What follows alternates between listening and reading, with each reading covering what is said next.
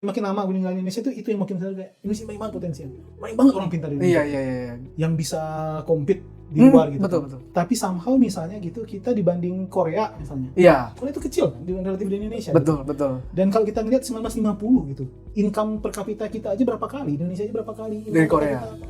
Betul. Tapi coba bayangin sekarang. Mereka udah negara Dan menurut maju. gue, Indonesia punya potensi itu tapi belum bisa di situ gitu.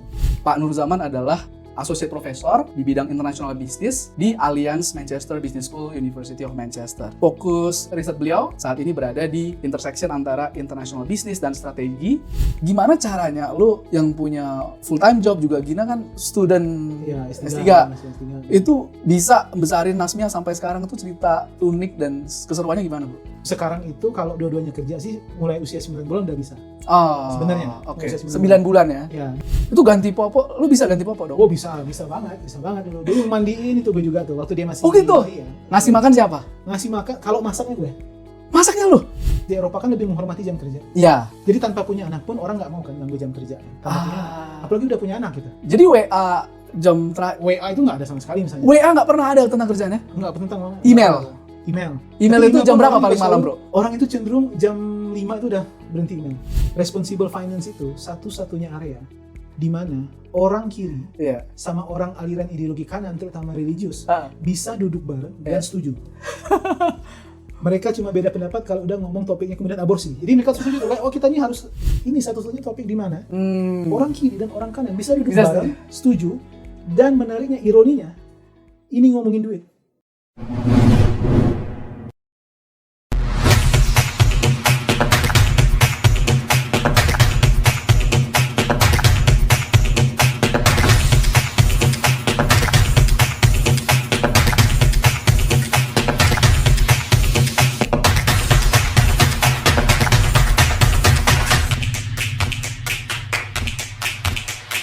Hai Hivers, selamat datang di Hive Intelligence Podcast bersama saya Romora Edward Sitorus.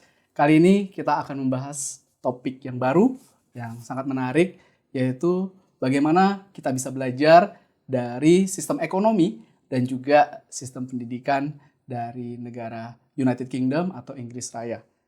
Hari ini kita kedatangan teman, pembicara, dan juga akademisi yang luar biasa spesial, akademisi internasional. Namanya adalah Pak Nur Zaman Arsyad. Apa kabar, Bro? Waduh, baik bro.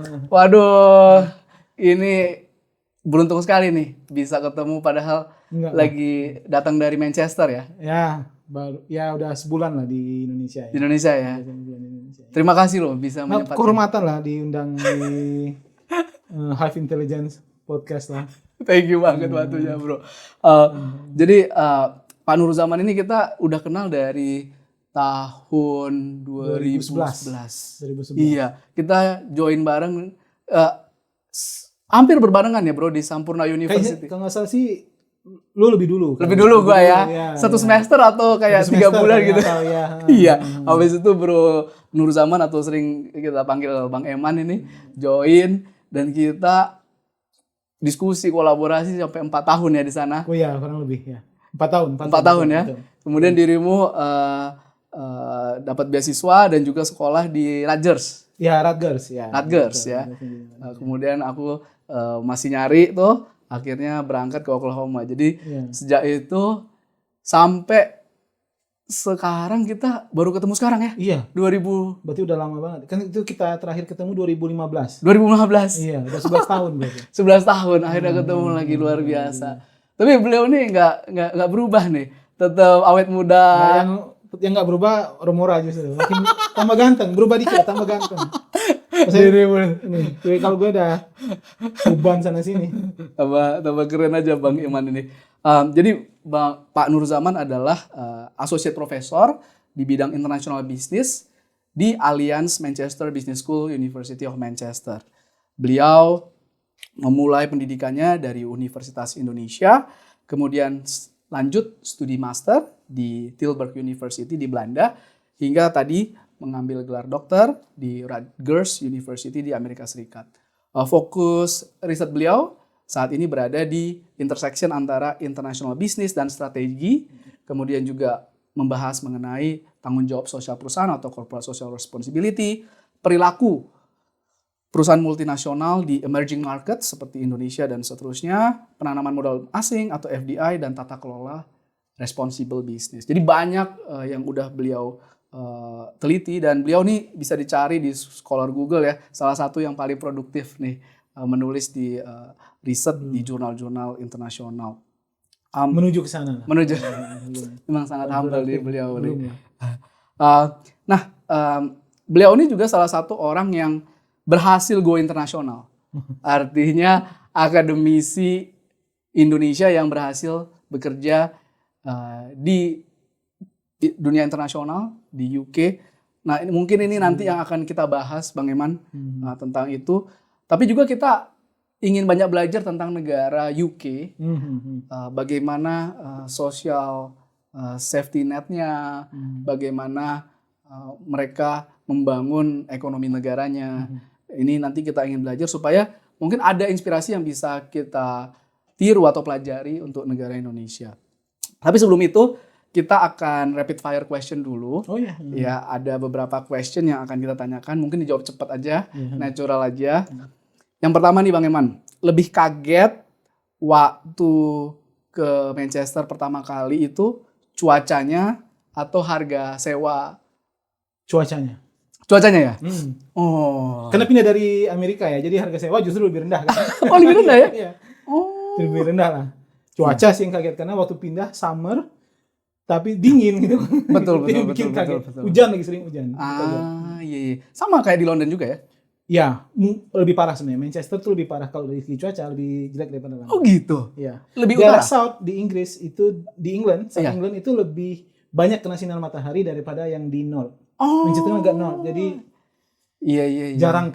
Pertama kali itu kaget soal cuaca. Kaget ya? Aku kan di Durham juga dulu waktu master. Master kan. Memang cuacanya agak kelabu gitu ya? Iya, agak kelabu. Awannya. Manchester sering hujan, kelabu gitu lah. Oke. Dibanding di London ya. Jadi cuaca nih dari harga sewa ya. Oke, yang kedua, kalau memilih satu kota untuk hidup seterusnya nih, nggak pindah-pindah lagi. Manchester di UK, New York di US, atau Jakarta? Manchester sih. Manchester ya? Manchester, ya. Siap. Karena ukurannya itu pas gitu, nggak terlalu besar, nggak terlalu kecil. Dan karena suka bola ya, rumah kita juga nggak jauh dari Manchester City, jadi ya. Oh, dirimu fans Manchester City atau Manchester City kebetulan. Oh, kebetulan. Karena dari kecil nggak suka Manchester yang lain lah. Oh, wah, di Indonesia banyak yang suka Manchester United, bro. Betul. Keluarga istri gue semuanya Manchester United. Oh. Orang Indonesia juga yang ke situ gitu kan, pada maunya nonton Manchester United, tapi gue karena Pep Guardiola sih dulu ya, faktor Pep Guardiola, karena suka Barcelona ya kan. Betul. Lebih suka Manchester City. Kebetulan juga dulu apartemen itu kalau mau ke Etihad tinggal jalan kaki 20 menit. Kalau mau nonton, jadi sering nonton. Enak banget ya. Oh. Sampai sekarang pun nggak jauh dari Etihad. Etihad. Ini Pep Guardiola diganti Enzo Maresca, gimana pendapat lo? Agak khawatir sih. Karena yang masih beda banget lah, dan iya. agak takut berubah jadi Manchester yang satu lagi gitu. Iya. Jadi di Indonesia tuh saking fanatiknya sama Manchester United kan ada batik Manchester United. Iya. Udah beli belum yang batik Manchester? Belum. Harus beli. Harus beli. Iya, Manchester City. Batik Manchester City. Oke, yang ketiga, satu hal di Inggris yang kalau bisa Anda langsung copy paste ke Indonesia bakal di copy paste. Perpustakaan kecil untuk anak-anak di tiap daerah. Itu mungkin bukan copy paste. Oh gitu ya? Itu simple idenya, nggak butuh anggaran besar. Gratis kan? Di semua daerah. Ya. Kalau di sini mungkin perbandingan semacam kecamatan gitu minimal gitu ya. Itu pasti ada dan cukup gede, dan itu fully functioning, bukan hanya buat anak-anak sebenarnya. Orang gede pun sering, orang tua terutama sering kumpul-kumpul di situ, jadi pusat kegiatan lah. Ada ruang serbaguna. Iya, ruang serbaguna ada buat anak-anak main, buku itu bebas. Orang yang juga termasuk misalnya yang usia produktif, lagi nyari kerja, juga sering tuh dibantu di perpustakaan. Kayak, saya mau nyari kerja nih gitu kan. Dibantu cari lowongannya, persiapannya segala macam, itu library lokal itu juga ada servis itu. Ada servis itu. Termasuk penyewaan jas. Itu juga ada. Jadi kalau mau wawancara nih, sewa dulu di situ bisa? Bisa. Kalau misalnya kan banyak itu menarik gitu. Banyak orang kan yang mungkin nggak mampu atau apa gitu kan. Itu Bisa di situ ya? Di daerah neighborhood dekat gua aja yang kecil ya gitu ya. Dibanding yang di sentralnya gitu relatif kecil, itu ada servis itu semua dan jalan. Oh, wow. Wifi gratis. Wifi gratis. Orang juga bisa datang. Termasuk misalnya mereka tuh operasi sekarang nggak harus ada orang. Oke. Tapi itu harus kita dapat license dulu gitu ya. Dan itu tapi gampang kayak, oh kita orang lokal, dapat license itu, pas lagi nggak ada staff kita masuk, bisa buka sendiri, aman. Oh, mantap banget ya. Iya. Wah, ini boleh banget ditiru. Koperasi Merah Putih sama nggak tuh? Mungkin beda kayaknya. Mungkin beda ya? Mungkin beda kayaknya. Dan nggak tahu, Koperasi Merah Putih juga secara manajemen tersentralisasi. Sebenarnya ini tuh benar-benar daerah lah yang kerja. Oh, daerah ya? Daerah yang kerja. Jadi APBD juga mungkin? APBD. Oh, tapi menarik. rata gitu, di mana-mana kita lihat itu ada. Gratis kan? Gratis, jadi semua benar-benar wah luar biasa ya. Dan semua buku ya, buku anak kecil sampai orang dewasa. Ya, walaupun sebagian besar ya jangan cari buku ekonomi berat atau apa yang serius gitu ya. Iya. Tapi kayak novel History. atau misalnya history yang simple atau self help itu juga ada, atau misalnya gardening gitu-gitu. Oh. Kehidupan simple itu tuh ada ya? ada semua. Mantap banget nih. Keren. Yang kedua, English tea atau Indonesian tea? Oh, itu Indonesian tea. Indonesian tea. Sampai sekarang gue juga masih nggak ngerti Inggris itu apa. Gitu ya. Oh iya. Mau di Indonesian tea. Teh melati. Yang mana nih? Yang di Ya, Indonesian tea. Indonesian tea ya. Melati. Ya. Oolong tea. Oolong tea masih oke lah. Oke lah. Inggris itu kan tapi sebagian besar juga sebenarnya dari India kan. Oh iya. Dari India. Karena kan penjajahan. Mereka kenal juga dari India. Oh jadi dibawa ke Inggris terus ada tea time pakai itu. Iya. Jadi mereka tuh nggak kenal konsep. Sebenarnya gini sih, dari Cina. Iya. Mungkin lalat nih kalau ngelihat ya. Itu dengan dari Cina. Tapi mereka bingung nanam pertama kali karena mereka kolonialisnya India. Dicoba ditanam di India itu. Jadi, nah Darjeeling misalnya itu tuh teh India itu sebenarnya yang beredar di Inggris. Oh. Ya kalau nggak ada pilihan gue sih tetap minum aja ya. Tapi gue lebih enak dari Indonesia. Iya, jadi Cina, India, terus Inggris ya. Inggris, ya. Oh, wow. Oh, menarik banget. Jadi kayak culture-nya mereka tea time sebenarnya itu import sebenarnya, culture yang import lah gitu ya. Wow. Yang bukan culture aslinya mereka. Oh, menarik banget. Jadi mau tea time juga? Enggak sih. Dari pagi lah minum lah. Tea time kalau yang serius kan, lu tahu kan kalau tea time yang serius kan itu ke tempat tea house terus pakai apa? Masa sih ada gitu? Iya, itu kan yang snacknya apa bertingkat banyak ya? Banget tingkat itu kan yang kalau yang tea time di sana. Oh, itu beneran tea time gitu. Oh, ningrat dulu. Dulu ningrat. Kayaknya tapi sekarang kan orang semua. Tapi ya mahal ya itu ya. Oh, iya. Oh, kayaknya ada di sini ada Twinings ya. Tempat. Nah, ya Twinings. Ya. Betul. Foto-foto Instagram. Ya, betul. Kalau di situ yang terkenal di Yorkshire, gue lupa namanya Yorkshire. Kayaknya ada produk mereka tuh Yorkshire Tea. Nah, terus mereka pusatnya di York itu kan. Oke. Nah, itu katanya paling enak itu. Yorkshire Tea time itu paling enak. Kan kalau di luar London kayaknya situ. Oh, kata orang boleh lah. tuh dicoba ya. Yorkshire Tea. Yorkshire. Menarik. Terus, nah dirimu kan memang dulu sempat kerja di ASEAN Sekretariat. Tapi akhirnya memilih untuk jadi dosen. Ya. Jadi memang ada semacam mungkin passion lah untuk riset dan ngajar gitu ya. Tapi kalau nggak jadi akademisi, kira-kira seorang Eman itu jadi apa sih? Librarian mungkin kadang gue pikir. Wih, librarian ya? Pikir ya. Cinta baca ya? Iya. Waktu kecil nggak tahu juga ya. Ya cinta lah. Waktu kecil itu kan belum ada era digital dulu ya. Kan gue gede di kota kecil tuh. Iya. Dulu depan sekolah ada satu library itu yang sepi sebenarnya, yang datang cuma dikit lah, cuma anak beberapa anak sekolah ya. Gue menikmati itulah dulu ya. Oh, kayak Laskar Pelangi dong lu. Iya juga, baru nyadar gue. Iya. Kadang Novel mikir, dong bro. Wah nggak bisa itu. Itu butuh kualitas. Gue cuma suka berada di tengah library gitu tuh kayak menikmati vibe-nya asik ya, memang benar sih. Iya. Peaceful ya, kita bisa fokus sama apa yang kita lakukan ya. Oh, librarian. Oke. Tapi kalau zaman sekarang nggak ada mulai ini ya bro ya, mulai beralih ke online, mulai pakai tablet ini ya. Iya, betul. Tapi somehow profesi librarian itu belum berkurang loh. Oh iya. Kalau menurut gue ya. Iya. Tapi memang lagi-lagi di Inggris gitu misalnya kan, library itu di mana-mana ada. Itu Betul. mereka rekrut tuh librarian.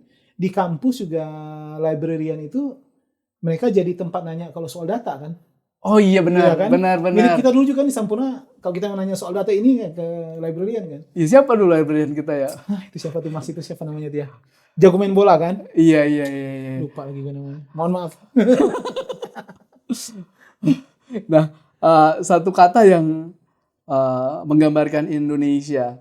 Kalau dari jauh dilihat dari Manchester gitu, apa itu bro? Potensials. Potensi. Potensi ya. Kalau boleh 2 kata, Boleh? unrealized potensi. Sorry gue kan. Gitu. Satu kata itu lah. Satu Tapi kalau kata dua itu ya. kata mungkin ya. Memang potensial banget ya? Potensial banget menurut gue sih ya. Makin kesini, makin lama gue hidup Iya. di luar Indonesia. Betul. Makin gue di Indonesia itu potensialnya banyak banget tuh. Cuacanya, SDA, ya kan? SDA. SDM, bahkan alamnya itu sendiri apa namanya itu ya, tempat wisata Iya, itu potensinya banyak. Tapi ya kadang-kadang termasuk SDM gitu ya.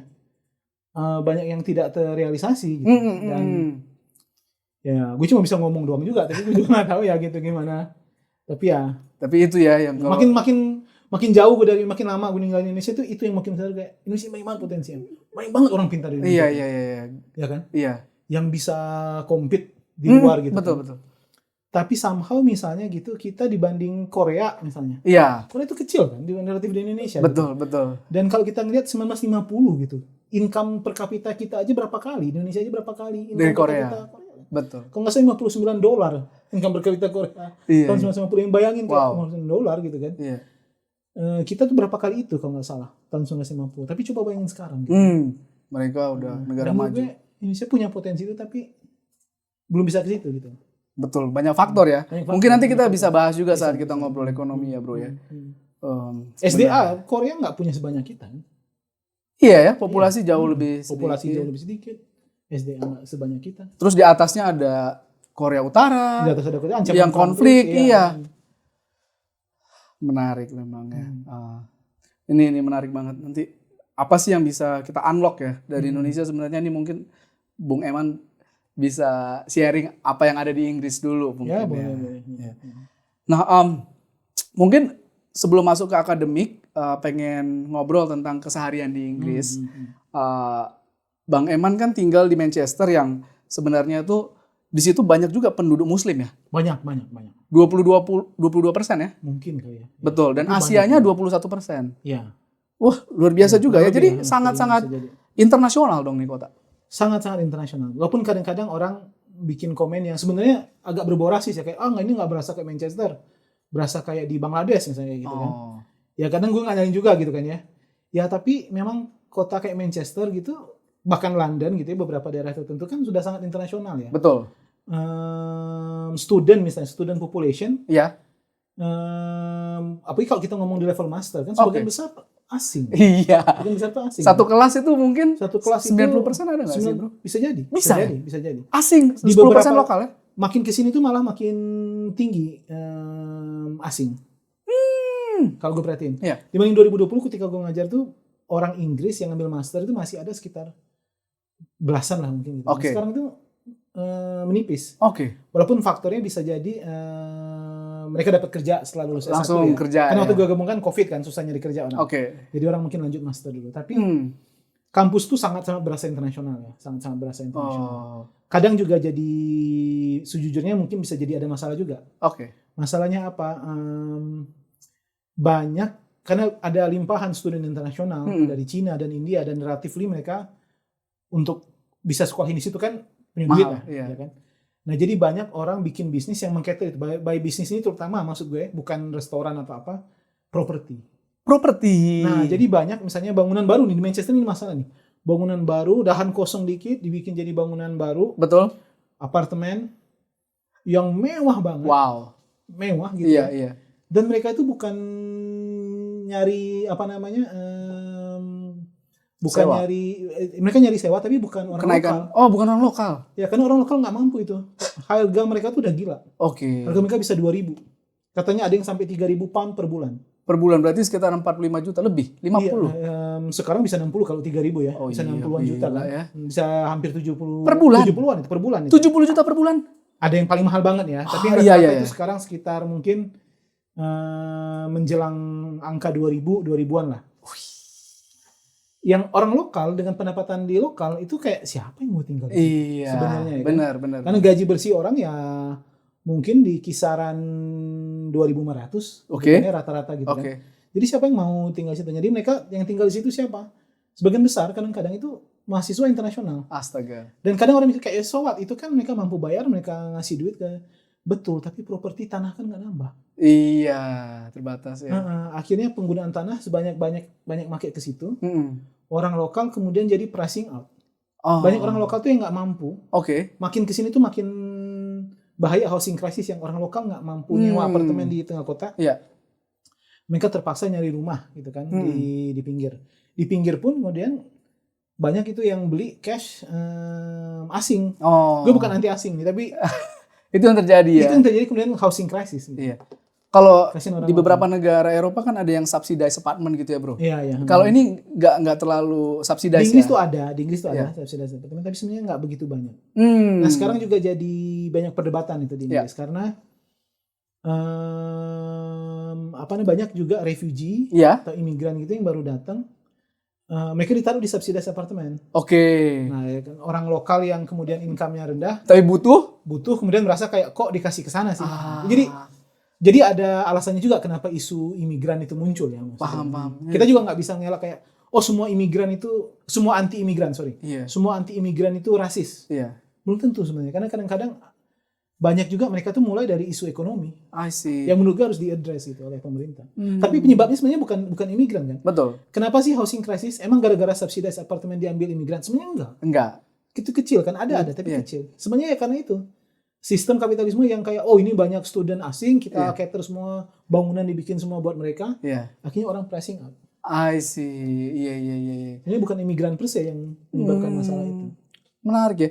Ini mungkin masalah negara maju ya. Jadi masalah imigrasi kan di UK, di negara-negara Eropa yang maju, Jerman, US itu kan masalah besar ya, karena mereka sangat baik gitu ya mendatangkan refugee, tapi warga lokalnya malah merasa mungkin kenapa diberikan kepada mereka. Kalau di Indonesia masih belum kan? Masih belum. Iya, tapi memang ini masalah besar ya kalau di UK. Jadi masalah besar, dan itu masuk ke politik kan. Di UK misalnya far right itu kan. Kalau yang secara resmi yang political party kan itu Reform UK, kalau pernah dengar Nigel Farage itu kan. Yang memang bawa isunya itu. Tapi di luar yang berbahaya sebenarnya bukan Nigel Farage-nya kalau menurut gue sih. Justru yang di luar sistem politik itu. Tommy Robinson itu. Yang sering march anti-imigran, anti-muslim. Banyak hate speech itu. Dan itu secara rutin gede kan. Tanpa partai? Mereka tuh gak punya partai. Secara resmi mereka gak punya partai. Dan kadang-kadang masif kan. Tapi menurut gue memang gue bukan support, sama sekali gue tidak support mereka kan. Benci banget kalau malah. Tapi memang ada isu-isu yang menurut gue harus diaddress gitu. Gitu ya. Soal imigran. Soal bukan imigran yang anti imigran kemudian menutup gitu, tapi kayak orang juga harus dididik bahwa lu susah nih bukan jadi karena ada imigran gitu kan.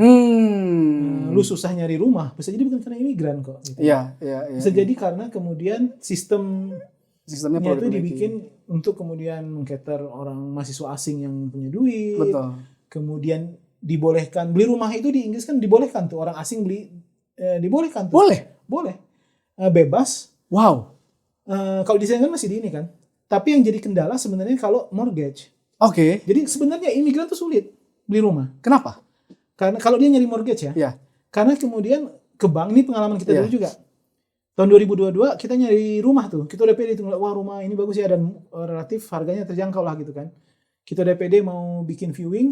Kata orang agentnya, lu mau beli mortgage atau cash? Mortgage.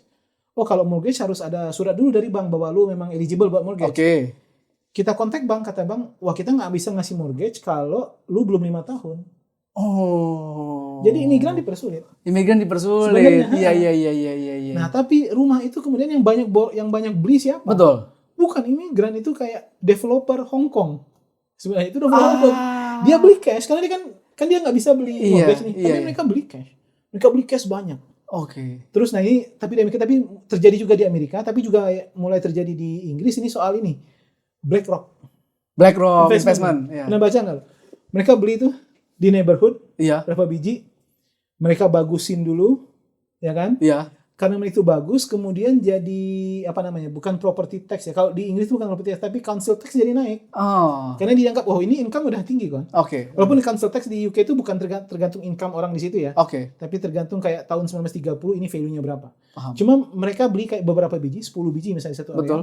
Mereka bagusin dulu, ya kan? Harga properti yang setidaknya di situ naik. Sisanya itu kemudian jadi pricing out. Sisa yang tidak mereka beli itu jadi pricing out kan, kayak jadi naik semua. Kok council tax jadi naik, Iya. itu segala macam jadi naik. Akhirnya mereka terpaksa jual properti mereka di situ. Oke. Mereka jadi pindah. Nah, karena nggak sanggup bayar karena taxnya. nggak sanggup bayar tax. Astaga. Itu kan proses gentrifikasi. Oh, menarik banget Proses ya. gentrifikasi, dan di Amerika terjadi. Itu pelakunya salah satunya gitu ya. Iya. Apa namanya itu? Kayak BlackRock itu. Betul, gitu kan. betul. Dan sama itu developer Hong Kong di Inggris itu juga tuh beli itu satu daerah gitu kan. Dibagusin, harganya naik. Jadi kemudian orang-orang yang nggak terlalu orang-orang yang working class yang sumbernya itu dari beritanya nggak mereka filter gitu, berpikir ini semua masalah imigran. Padahal imigran yang datang yang working class juga gitu ya, seperti kita juga gitu. Kita juga nggak bisa segampang itu di rumah kok gitu kan. Paham. Semuanya berjuang sama-sama ya. berjuang. Jadi ada kapital gede dari luar yang mana itu perusahaan yang lihat potensi ini terus buat gentrifikasi ya. Wow. Iya. Government tuh sulit banget meregulasi itu. Sulit banget mereka meregulasi itu. Dibatasi dengan misalnya mereka bikin skema, kalau lu beli tapi harus di-rent. Iya. Misalnya kayak gitu. Tetap aja tuh Bali banyak juga tuh yang developer asing itu yang beli diam-diam gitu kan. Nah, kadang-kadang saking parahnya orang tuh udah saking sulit beli housing gitu, terutama di daerah kayak London. Mereka tahu ada apartemen yang itu kalau lu beli lu harus renting out. Harus dia renting out. Jadi cara gimana mereka? Misalnya gue beli nih, gue renting out pasangan gue. Iya. Gue tetap tinggal situ kan sebenarnya. Iya ya. Karena apartemen yang begitu itu kan harganya lebih murah tuh. Iya. Jadi mereka kayak daripada gue beli yang untuk gue tinggalin, kemudian ya udah nih beli buy for rent. Buy for rent. Kita beli buy for rent, renting tapi sama pasangan. Ujungnya kita juga yang tinggal di situ. Astaga. Iya benar. Jadi memang di beberapa negara yang orang pengen sekali ke tempat tertentu kayak di Manchester atau Hong Kong gitu, pemerintah perlu intervensi ya, pasar propertinya ya. Makin kesini gue berpendapat itu pemerintah harus intervensi. Gitu ya. Karena memang sedinamika itu ya, terlalu dinamika banget ya, karena ada inflow tadi ya. Wow, ini menarik banget ya bro. Tapi kan dirimu sekarang udah punya tempat tinggal sendiri. Iya. Boleh cerita nggak gimana prosesnya, kenapa memutuskan untuk nggak nyewa terus beli? Ya karena kita udah mulai mutusin dari 2022 itu kayaknya kita nggak bakal pindah lagi ke negara lain lah. Baik juga, jadi kita pikir kayak mungkin lebih baik juga punya properti sendiri gitu. Yeah. Nyewa. Walaupun gue kadang baca tuh argumennya kan, di ekonomis pernah nuliskan kayak lebih baik nyewa karena kemudian lebih gampang pindah gitu segala macam gitu ya. Tapi yang gue pikirin waktu itu adalah intergeneration. Terutama kita mutusin kayak kita harus punya rumah nih setelah punya anak sih. Karena menurut gue properti itu intergenerational wealth kan yang bisa lu transfer gitu. Bayangin apalagi kalau kita nggak berencana punya anak banyak ya. Bahkan nggak punya rencana punya anak banyak kan. Jadi kita mikir kayak kalau gue bisa beli rumah saat ini terus kemudian itu bisa diturunkan kan, kemudian memudahkan hidup keturunan kita lah gitu kan, nggak perlu nyari rumah atau ya dia bisa jual atau apa gitu kan. Itu yang gue pikirin waktu itu. Nah setelah kita mikir mau nyari rumah, walaupun pertama kali kita nyari rumah itu nasibnya belum ada, anak belum ada. Belum ya? Belum, 2022 tuh kita pertama kali nyari rumah. Tapi waktu itu kita baru 2 tahun di Inggris. Nah ya itu tadi gue bilang kan, banknya bilang kita nggak bisa ngasih. Kalau lu belum 5 tahun. Akhirnya kita tunda waktu itu. Terus pikir ya udahlah entar lah nunggu 5 tahun kan. Nah kita beli tapi sebelum 5 tahun sebenarnya. 2024 kan kita beli. Nah itu ternyata ada satu bank yang mau ngasih buat imigran belum 5 tahun. Tapi cuma satu itu bank itu. Ini bank terkenal lah kalau gue boleh sebut nama gitu ya, Barclays. Barclays. Nah, ini bank yang tapi memang caveatnya adalah karena cuma dia. Iya. Ya udah kita terpaksa ikut rate dia tuh. Kalau orang kan shopping tuh ya, cari. Nah di Inggris tuh ada namanya selain bank, ada namanya building society. Apa itu bro? Ini semacam apa ya? Koperasi simpan pinjam. Mirip gitu. Nah, koperasi pinjam tapi mereka itu building, jadi orang pakai itu buat beli properti. Jadi orang minjem properti itu kadang-kadang di situ. Jadi dia mirip konsep koperasi gitu. Dia nggak offer financial service yang full fledged gitu nggak. Dia benar-benar kayak lo bisa naruh duit lo di sini nabung. bisa nampung duit lu, tapi kita cuma ngasih kredit dalam bentuk KPR ya kalau dalam bahasa Indonesia ya, mortgage. Nah itu sebenarnya lebih rendah, tapi kita nggak bisa akses waktu itu. Gue karena belum 5 tahun gitu, gue nggak bisa akses tuh mereka. Jadinya gue pakai Barclays. Nah prosesnya itu simple tapi agak panjang. Karena kemudian kalau kita nemu nih, kita harus nyari dulu kan. Kita harus dapat dulu surat dari bank bahwa kita mortgage apalah namanya itu ya, mortgage eligible gitu. Betul. Baru kita bisa kemudian dilayani itu oleh agent property. Baru kita cek gitu kan di daerah yang kita mau. Gue dulu termasuk agak ribet karena kita mikir udah punya anak waktu itu kan, anak lahir 2023. Jadi nyari di daerah mana yang sekolahnya bagus lah gitu. Sekolah Inggris itu kan ya sebenarnya public school di mana-mana relatively bagus. Tapi kan kita ya kalau bisa tempat yang di antara public school ini juga bisa bagus gitu kan. Daerah yang sekolah bagus itu mahal. Ada gitu-gitu ya. Ada gitu. Jadi itu efek juga tuh, economic effect dari zonasi sebenarnya. Di Inggris itu begitu karena dibikin zonasi, kemudian sekolah itu ada yang bagus kan. Jadi di Inggris itu ada rating tuh, outstanding, good. Masa? Ada rating itu sekolah, Tapi sekarang pemerintah Labour nggak mau lagi pakai rating. Karena mereka berpikir ini kemudian membuat orang jadi terkonsentrasi di sekolah-sekolah tertentu. Jadi mereka nggak mau lagi bikin begitu. Nah, tapi ada rating. Tapi kan orang udah terlanjur tahu bahwa reputasi sekolah daerah sini bagus. Nah itu harga properti ngaruh. Di daerah yang sekolahnya bagus rata-rata harga properti itu lebih mahal. Ini observasi gue 2024 ya. Lebih mahal kurang lebih 100.000 pound dibanding di daerah yang sekolahnya biasa lah, dia nggak biasa lah gitu. Atau semua sama nih ya? Semua faktor sama, rata-rata lah. Nah, lebih parah lagi kalau daerah itu daerah pubnya juga bagus. Nah, terus masuk juga efek prestis ya. Kalau daerah ini daerah apa namanya itu daerah profesional, lawyer gitu kan. Nah itu bisa nambah berapa lagi tuh premium harganya. Nah jadi kita harus nyari. Nah gue dulu nyari hati-hati gitu kan. Karena gue nggak mau overspending cuma karena reputasi. Gue nyari daerah yang itu ada yayasan nih. Dia tuh di mana-mana sekolahnya bagus. Tapi dia baru buka di daerah itu nama daerah gitu Dresden 2018. Jadi orang belum banyak tahu. Orang belum banyak tahu lah ya. Nah harganya lebih murah dibanding harga tempat lainnya. Jadi gue pilih daerah situ. Kemudian bank setuju cepet. Nah yang lama itu proses kemudian hukumnya gitu, itu lama itu. Karena kita dilindungi sebagai buyer. Gitu ya? Kita dilindungi sebagai buyer. Nah, jangan sampai dia nggak membangun gitu. Jangan sampai ada kerusakan yang kita nggak tahu. Nah jadi kita harus bayar lawyer satu. Nah lawyer ini yang tugasnya kemudian itu harus ada lawyer. Yang kemudian tugasnya itu nggak mahal. Nggak mahal. Nah tugasnya itu kemudian memastikan dokumen segala macam itu benar. Memastikan juga kita terlindungi lah ya. Ini nggak ada masalah atau apa. Kemudian kita juga harus building investigator atau apa ya namanya itu ya. Surveyor. Nah itu ada beberapa jenis yang bisa kita lihat lah survei paling tinggi kayak melihat semuanya dengan detail. Nah itu harus ada dulu tuh. Wajib itu. Untuk bisa Barclay tadi. Untuk bisa transaksi rumahnya jadi. Bukan hanya Barclay-nya ya. Bukan hanya mortgage-nya. Jadi transaksinya jadi. Nah, jadi harus ada itu. Nah sebagai buyer kita juga bisa ngebatalin di tengah. Berdasarkan hasil survei kita nggak jadi nih mau nih. Nah makanya resikonya kemudian di seller itu. Jadi yang nanggung biaya lawyer semuanya itu? Enggak, bayar. Kita. Tapi seller juga ada biaya lawyer ya. Ada biaya lawyer juga. Menarik banget jadi sistemnya ya. Harus ini kan. Tapi nggak mahal sebenarnya. Nah kita keluar tuh di building surveyor segala macam itu. Itu sih. Menarik banget. Nah kalau itu udah jadi deal ya udah tuh. Tapi kadang itu takes time. Jadi orang bisa lama, bisa setahun. Gue dulu 6 bulan. Untuk nyari itu ya. Wow, luar biasa. Proses itu untung lu ketemu hidden gem ini. Iya, alhamdulillah. Ketemu hidden gem ini. Dan di Indonesia kan tuh banyak orang beli apartemen nih, Bro. Kayak di Meikarta atau apa itu ya. Udah beli nggak dibangun. Ya, betul. Terus atau janjinya 2 tahun dibangun selesai ternyata molor berapa tahun gitu kan. Betul. Nah itu kan sebenarnya bisa diantisipasi ya kalau tadi ada surveyor terus ada lawyer. Betul menarik banget. Oke. Nah tadi kita udah cerita tentang bagaimana serunya mencari properti di UK nih bro. Nah dirimu sama istri Gina itu kan juga kemarin kita ngobrol membesarkan anak sendiri, Nasmia. Ini kan di negeri asing gitu ya, nggak ada keluarga, ayah ibu mertua kan di Indonesia gitu ya. Itu tentu kan ada perjuangan tersendiri, ada cerita tersendiri. Gimana caranya lu yang punya full time job juga Gina kan student Iya, S3. S3. Masih S3. Itu bisa besarin Nasmia sampai sekarang tuh cerita unik dan keseruannya gimana, Bro?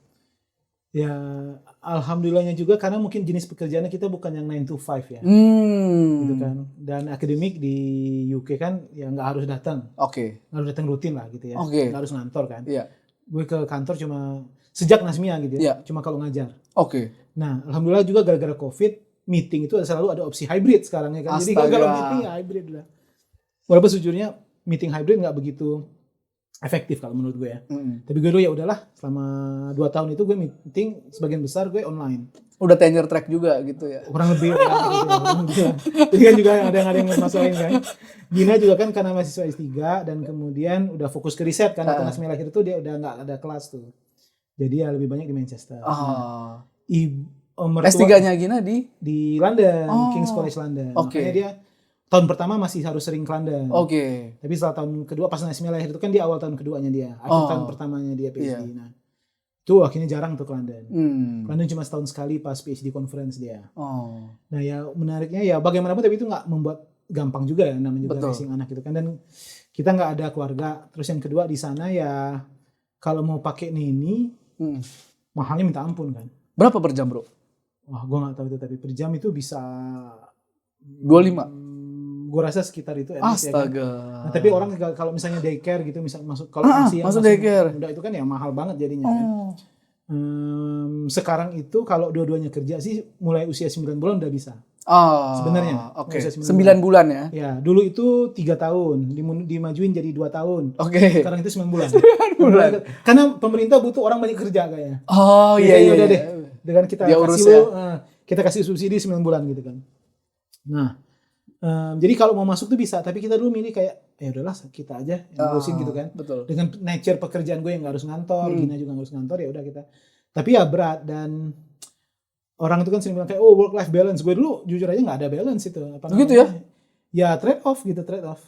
Itu ganti popok, lu bisa ganti popok dong? Oh bisa banget dulu. Dulu mandiin itu gue juga tuh waktu dia masih. Oh gitu? Ya, ngasih makan siapa? Ngasih makan, kalau masaknya gue. Masaknya lu? Waktu dia udah mulai makan nih. Itu masak gue siapin. Canggih. Sejak umur 6 bulan.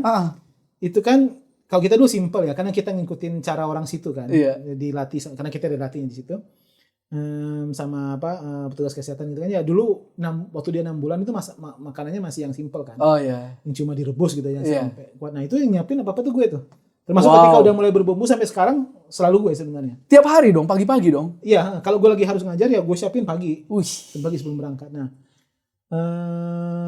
ya itu kita ngurusin, jadi berbagi gitu. Dan dulu gue dibilang balance ya gimana ya, gue jadi ngatur waktunya itu, strategi gue harus berubah. Oke, gitu. Gimana tuh, strategi Bro? kerja gue berubah. Contoh. Jadi misalnya day in life-nya gimana? Day in life-nya gitu ya, mau nggak mau gue misalnya gue nggak bisa punya project riset banyak. Oh iya. Sebelum punya anak gue kayak project riset punya 3 gitu, misalnya kayak 3 project ongoing gitu. Sejak gue punya anak gue cuma bisa 1 setahun. Ya gue harus fokus ke situ. Gitu. Memang harus ada fokus yang terpecah ya. Satu sih bagus juga. Jadi kemudian gue terpaksa menseleksi mana yang gue merasa kayak value publikasi. Jadi ya rendah ya gue nggak kerjain gitu. Jadi gue cuma fokus gitu. Nah kemudian ya pas Nasmia tidur malam, nah tuh gue kerja tuh. Untung waktu masih bayi kan dia tidur jam 7 gitu. Iya. Gue masih bisa tuh kerja sampai jam 10 misalnya, jam apa. Nah Gina gimana kejadiannya dulu? Gina itu dulu sama mirip tuh. Jadi dia sering kerja pagi jam 4 misalnya. Atau malam kalau bisa juga kan kalau Nasmia lagi tidur. Atau misalnya juga dia kerja misalnya jam 9 jam 10. Karena dia masih harus sering wawancara orang Indonesia waktu itu dari sana ya kan. Nah, apa yang gue kerjain ya udah itu gue yang ngurusin Nasmia, gue bawa keluar tuh biasanya jam 10 pagi. Waktu dia masih newborn ya. Iya. Gue bawa keluar pakai prem gitu ya, atau Nasmia agak sulit itu kan gue gendong gitu. Lucunya gue baru sadar setelah punya anak gitu ya, gue keluar gitu bawa anak. Ketemu bapak-bapak itu yang menarik itu kan. Bapak-bapak banget ya. Dan gue baru sadar, oh iya ya banyak di Inggris ini yang bapak-bapak jagain anaknya yang newborn. Jamnya mirip jam gue, jam 10 itu. Bawa prem atau mereka gendong gitu. Dan kita udah kayak ada brokot aja gitu. Kalau kita itu kayak gitu, kayak apa ya? Kayak nyapa gitu, ngobrol gitu kayak gitu kan. Sama-sama kayak ada persaudaraan nih. Kayak di Instagram gitu ada yang gini tapi udah ngerti ya. Kayak udah ngerti lah, kita sama ngurus anak nih gitu kan. Itu bisa ada 1 jam, bisa 2 jam tuh gue jalan di kota misalnya. Itu ngurus Nasmia pas gini lagi wawancara atau lagi nulis papernya gitu. Nah, itu yang gue lakuin tuh. Wow. Itu pas newborn ya gitu ya.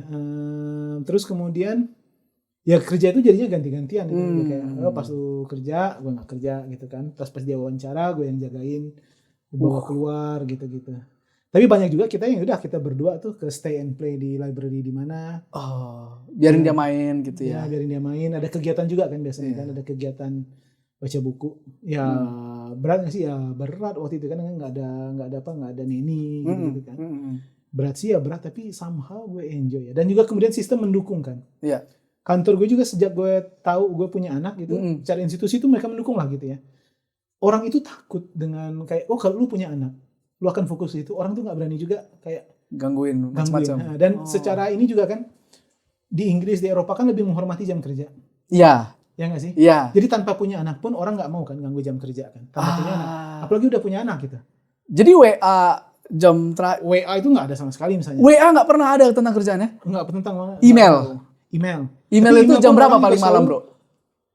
Orang itu cenderung jam 5 itu udah berhenti email. Astaga. Justru gue tuh lebih sering terganggu kalau email itu email student. Itu jam berapapun ya? Terus ada yang ngasih ini jam 8 misalnya. Jadi sering-sering gue marahin itu student. Kalau yang lain itu jam 5 mereka udah berhenti email. Wow. Udah berhenti email? Udah tahu aja ya? Sama-sama tahu ya? Sama-sama tahu.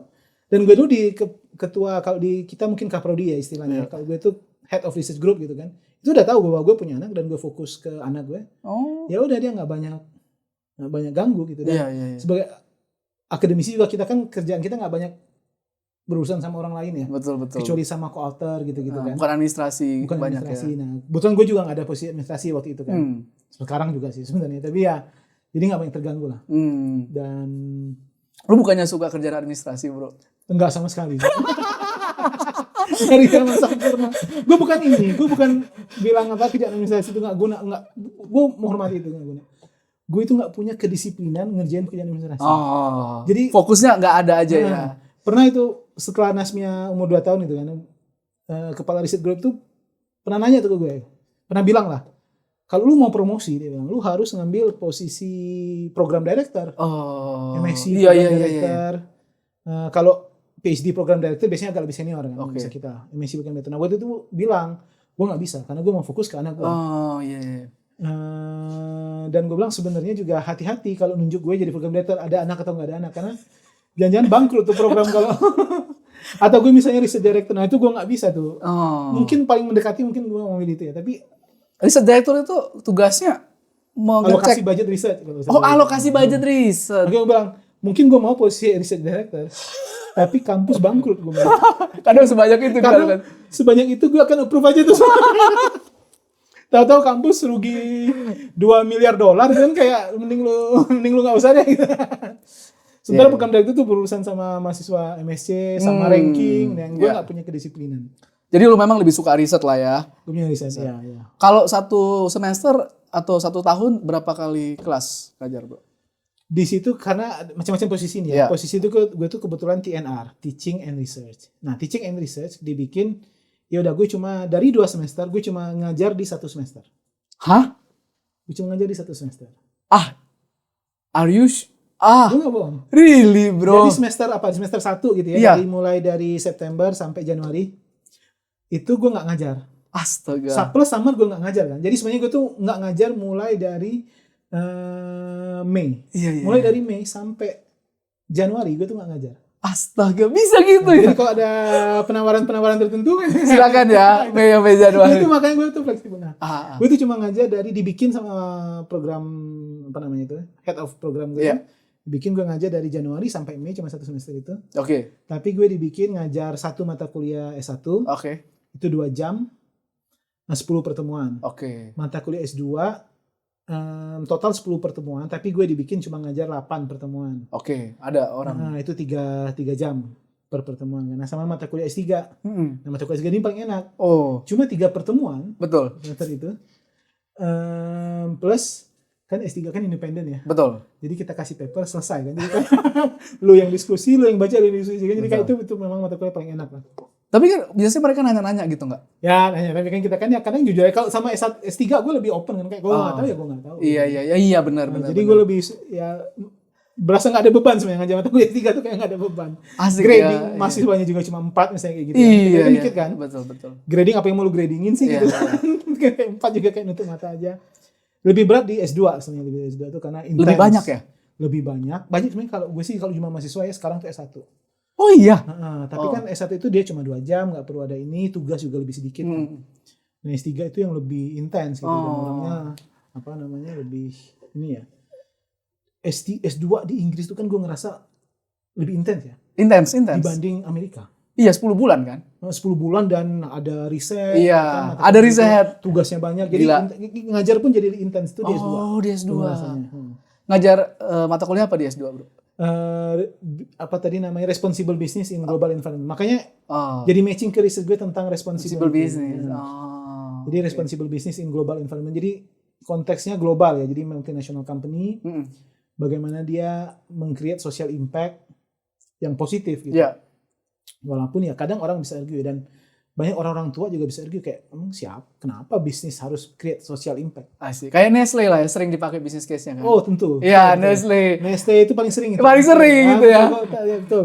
Nestle terutama apa namanya gara-gara water atau apa ya? Ya, water life gitu kan. Iya. Sebenarnya gara-gara itu bagian part of marketing sebenarnya. Part of marketing bukan hanya dari Nestle-nya. Oh iya. Yang sering kayak kita nih serius nih.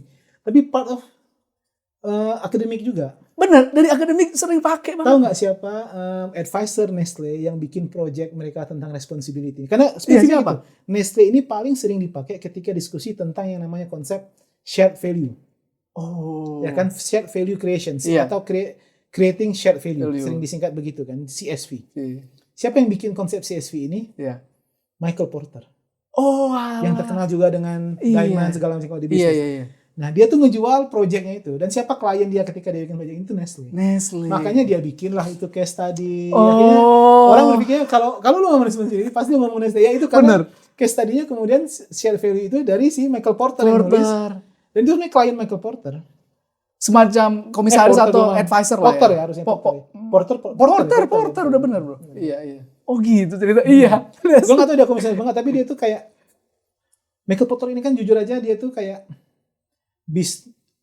akademisi yang sebenarnya udah kayak bisnismen kan. Iya. Lu cek misalnya akademisi terkaya di business school, jawabannya pasti Michael Porter. Nah, itu cek aja ya. Kalau nggak salah $200 juta itu net value-nya dia.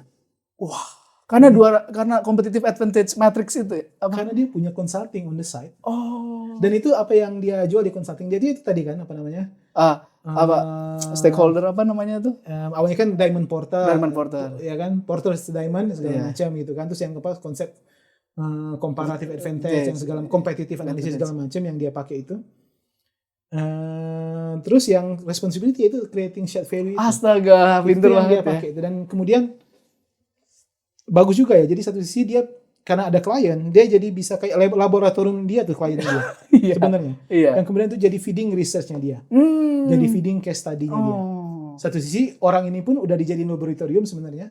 Bayar dia lagi juga sebagai consulting fee kan. Betul. Dan sebenarnya mungkin Nestle happy ya. Karena di akhirnya kan selalu Nestle berubah jadi lebih baik gitu ya kan. Ya klaimnya ya. Klaimnya ada gitu ya. Gue sih lebih kritikal melihat itu ya. Lebih kritikal. Dan gue selalu ngajak. Menariknya gue pakai kesan itu. Gue selalu ngajak kayak kita harus kritikal gitu ya. Karena konsep kayak shared value creation gitu ya. Bagaimana lu lihat jangka panjang. Bagaimana perbaikan kan dia ada pilar-pilarnya itu. Ada 3 pillars. Harus diperbaiki ya kan. Salah satunya supply chain. Itu berasumsi seolah-olah lu mengintervensi bisnis dengan gampang gitu kan. Padahal kemudian realitasnya on paper sih bagus. Tapi dalam sistem financialization yang begitu ini berat. Di mana CEO harus report tiap 3 bulan. Sementara lu bilang kita bikin program nih yang akan lihat jangka panjang hasilnya 6 tahun. Mau nggak shareholder? Betul. Kan? Berat ya pasti ya. Pasti berat itu. Jadi kayak sekarang penekanan gue tuh lebih kayak nih kita punya banyak nih berpikir kayak bisnis strategi gimana lebih green, gimana lebih sustainable, gimana lebih socially responsible. Makin kesini gue tuh sering mikir kayak sebenarnya jangan-jangan yang harus kita sadarkan untuk menjadi lebih responsible tuh bukan managers. Bukan managers. Kalau menurut gue. Siapa tuh? Shareholders. Waduh. Kalau menurut gue. Oke. Karena kemudian tensinya tuh di situ kan. Managers mau bikin program yang responsible, mau bikin sustainable, tapi butuh kemudian waktu. Iya. Untuk dapat return butuh waktu, untuk ini balik dapat butuh waktu ya kan. Projectnya itu semuanya butuh waktu panjang. NPV-nya dalam jangka pendek ini belum tentu Sangat positif rendah, ya kan, negatif. sangat rendah. Nah terus apa namanya itu, payback period kadang-kadang panjang untuk program-program begini kan, termasuk Nestle itu.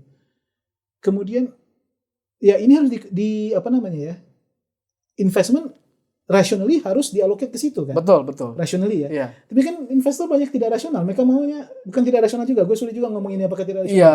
Tapi mereka memaksimumkan keuntungan jangka pendek. Horizonnya ada ya. Horizonnya kan ada. Iya. Kan? Mereka nggak mikir 6 tahun, mereka mikir ini. Betul. Jadi kalau tadi investor yang memang harus diajarin corporate responsibility, yang lebih gampang mana bro? Yang institutional investor atau yang individual investor nih yang bisa diajarin? Kalau menurut gue sih institusional. Oh, itu jauh lebih etikal ya bro? Bukan jauh lebih etikal sebenarnya, karena mereka megang market dengan skala investasi yang jauh lebih besar. Iya, jadi kalau mereka etikal, managers akan terdorong etikal. Benar dengan sendirinya ya. Dengan sendirinya. Karena retail itu kan bagaimanapun, menurut gue sih masih kecil. Benar. Jadi kalau retail etikal, tapi cuma 0,01% kan, yang lain nggak bisa kelawan. Kan? Good point bro. Masalahnya kemudian yang institutional investor ini banyak juga yang mungkin lu lebih tahu nih, karena ini riset finance. Pura-pura responsibel. Begitu kan. Iya. Tapi ada riset tuh di Journal of Accounting bla sama di Journal of Financial Economics. Betul. Ada top Journal Accounting, gue lupa namanya apa ya. Atau mungkin Accounting Economics Review, gue lupa namanya.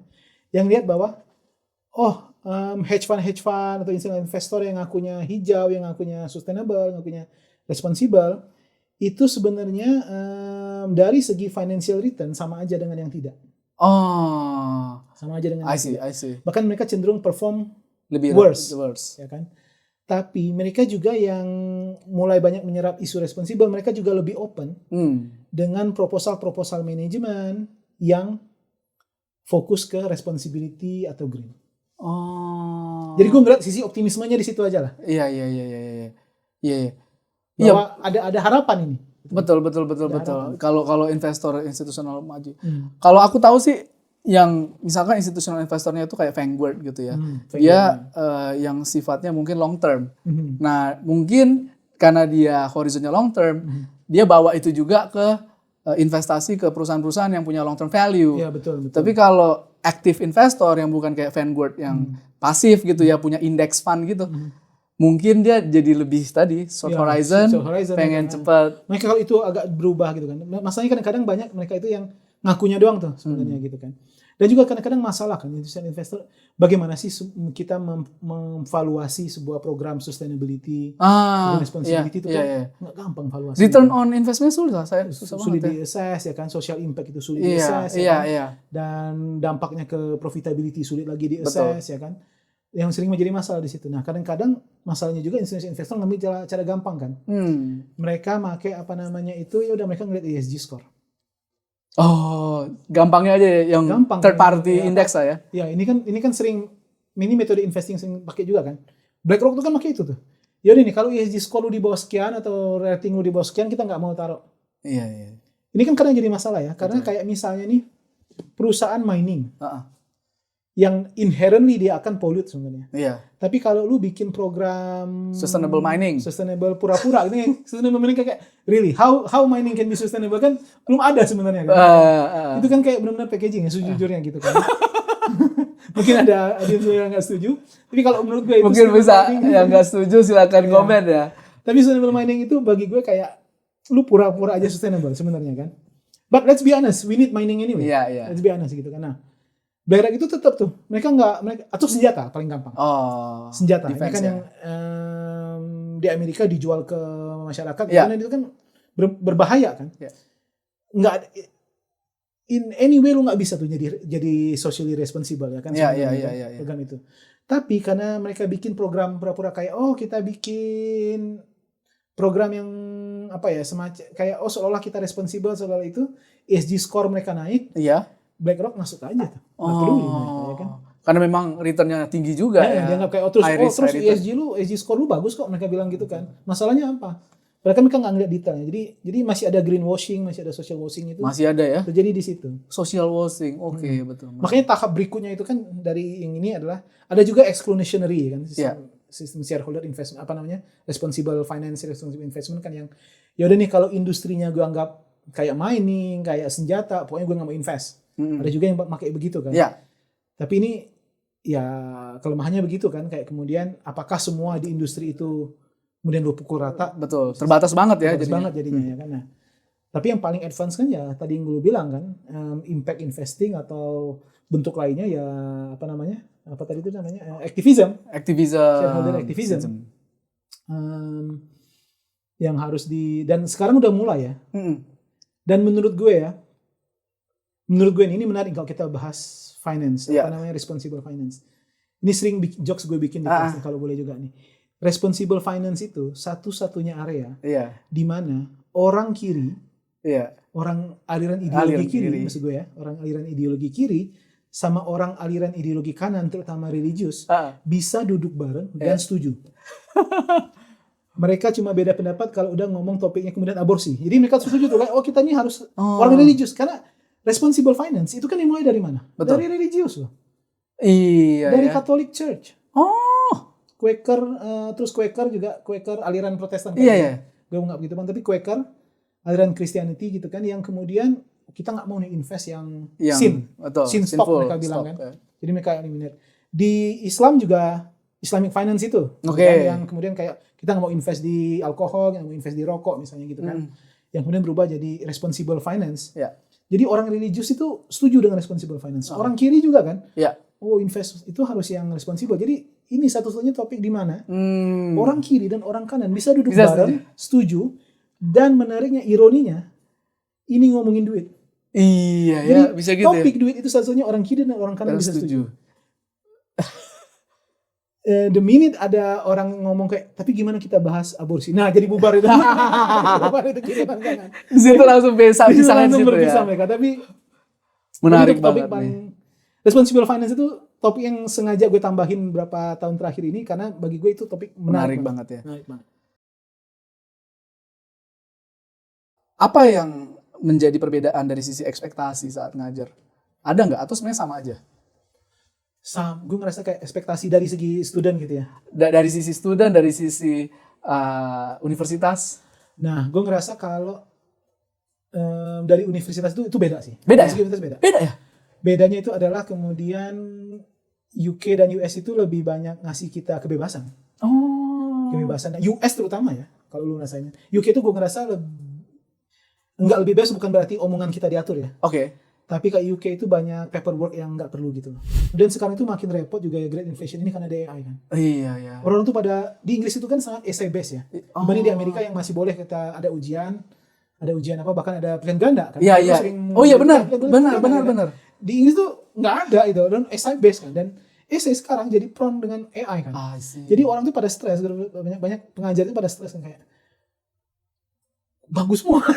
Gue kan butuh 3 tahun dapat sekolah di US kan. Sama lah. Aku kan apply tahun pertama gak dapat semua. Gue berapa tahun gak dapat. Jadi bagus pada waktu itu.